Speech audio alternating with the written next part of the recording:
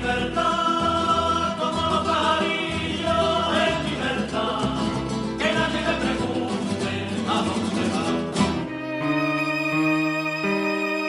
Tu paso se recuerda entre caminos de piedra, tu boleto de pasaje siempre fue tu dedo pulgar. Caminaste sin cesar, yo lo sé, Guaysamán, más quieres paz, vivo y mal.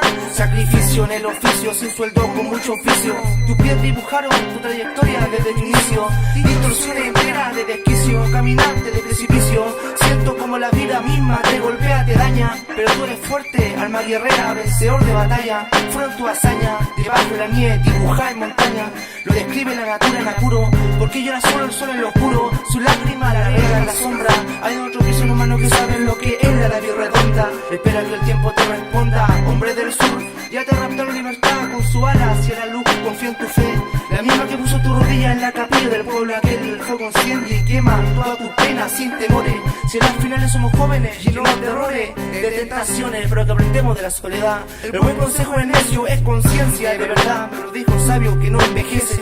Tu rasta camufle no lo encuentra ni un GPS, pero que vive en tu alma doble H, la que cantó, pintó y bailó en cualquier tierra de paraje. Te fuiste sin retroceder, te fuiste con un rato más volver. Entender la paciencia, olvidar vueltas que dejaron consecuencias y que a menudo se repite. Es mi palabra de tinta que resuena en tu escondite. En la tarde el sol se esconde y la luna triste está.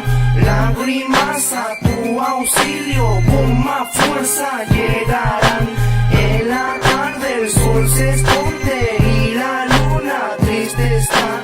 Lágrimas a tu auxilio con más fuerza llegarán. Caminante del sur, vale por la mano hermano. Las producciones están acá.